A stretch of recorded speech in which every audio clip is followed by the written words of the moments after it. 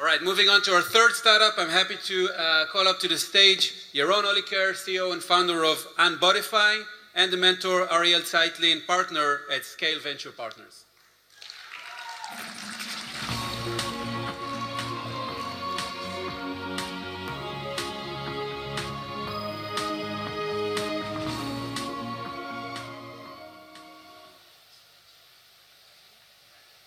Okay, hi. My name is Yaron. I'm the CEO of Unbotify. So, in 1950, Alan Turing, the father of computer science, suggested the Turing test. So what he proposed is, what happens if we take a human judge and we have him interact in a text-only interface with a machine and a human?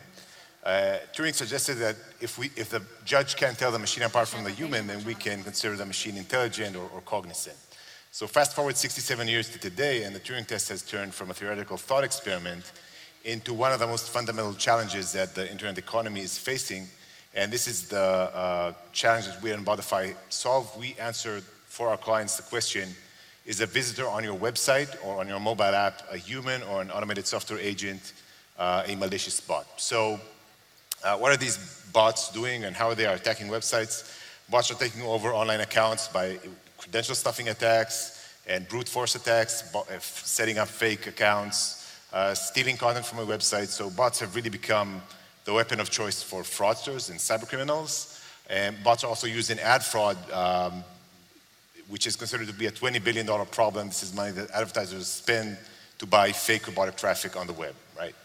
And recently we even had a chance to see how bots were used by state actors. 30% of Trump's Twitter followers in the recent election were actually Twitter bots, and now there are reports that it was the Russian government behind that. So we'll never know, but it is another thing. So existing solutions to this problem, like bots as an attack vector, have been around for a good 20 years, and existing solutions have been focused initially on the IP address and then on device and browser fingerprinting. But these solutions aren't fine-grained enough to detect, sorry, Andy.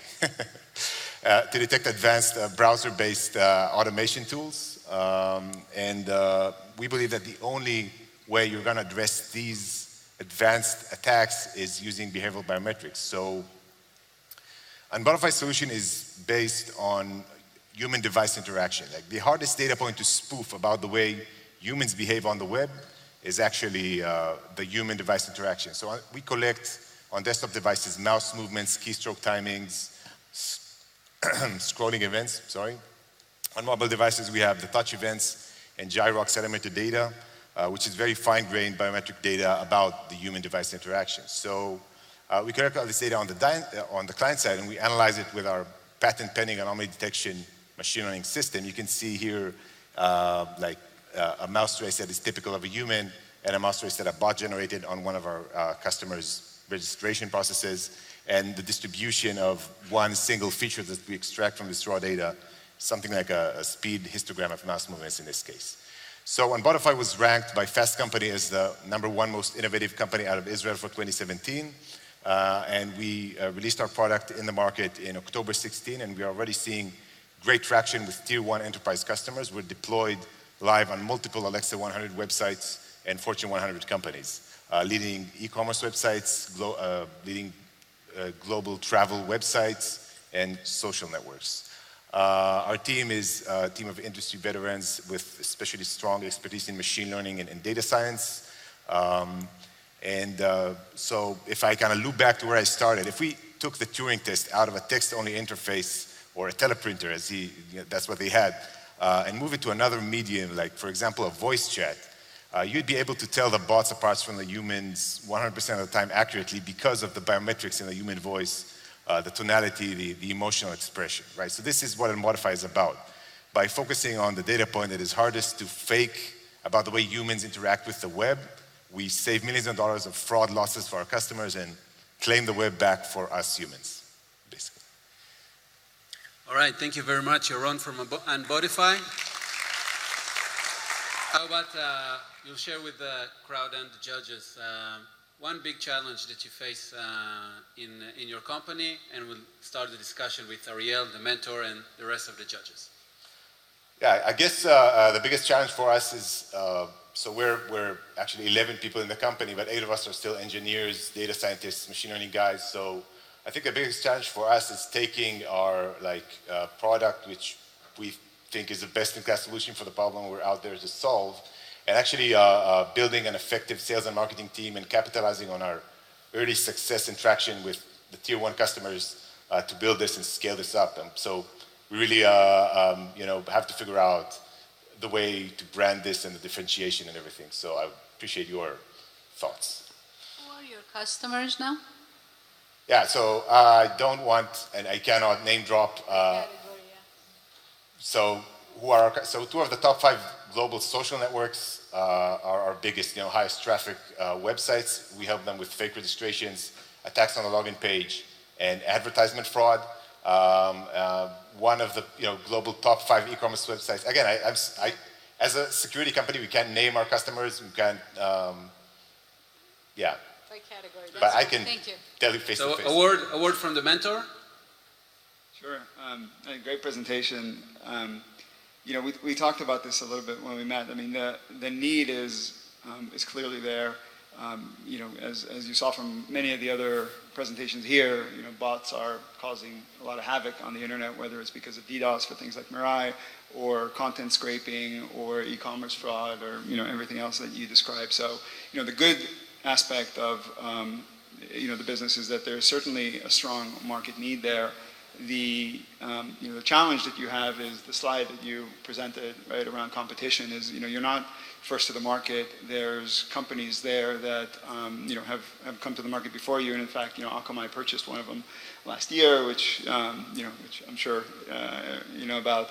And so that, figuring out how do you differentiate against those, and obviously the technical differentiation is important around being able to do biometric fingerprinting and the behavioral analysis that you do, but figuring out particularly which market segments and which use cases are going to value that more than others and going after those first, and determining how do you incorporate that into the messaging so that you can be differentiated in the market from all those. I think that's one of the big challenges that you're going to have in front of you.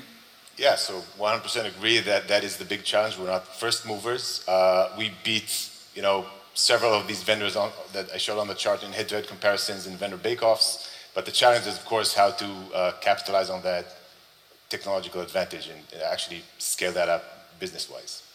So question about deployment. How does this deploy into the IT environment, and how much developer support is required to get it up and running? Can you repeat the second part of the question? How much developer support? Do you have to make changes in your apps? You require, time from your dev team in order, to be able to get the solution integrated into your IT platform? Yeah, great question. So first of all, we took an approach that is kind of different than the other vendors in the market, which are more, coming from a WAF or a CDN mindset, I'd say. And we're not integrated into CDNs, so it's an API-based approach. So we collect the data on the client side and we answer an API call, server-to-server API call, in a very short and low latency fashion, right?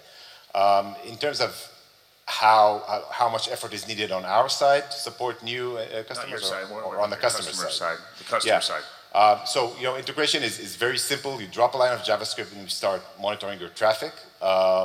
And there's the server-to-server API call. Integration should be a matter of minutes.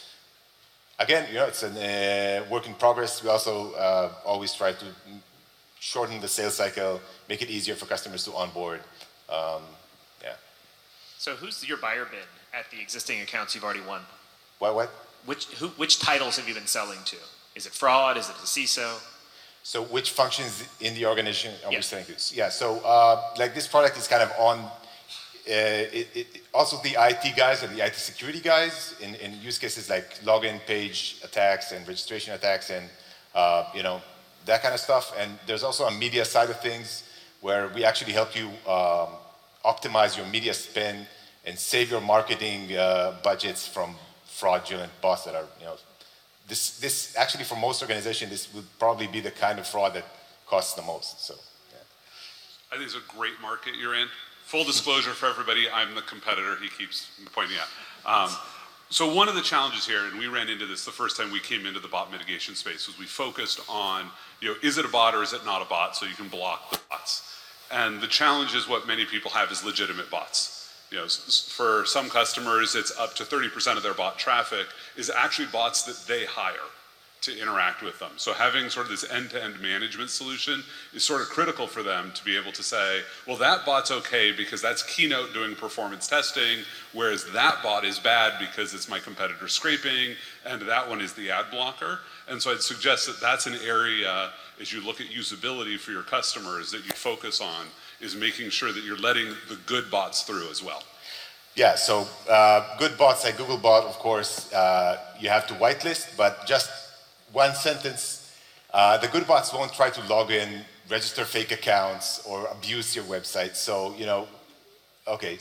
For a lot of the application scanners, that's what they do because they want to make sure there are no vulnerabilities in that workflow. Yeah, so, okay, so you whitelist them, basically, that's my answer. Thank you. Okay, thank you very much, Yaron from Unbotify.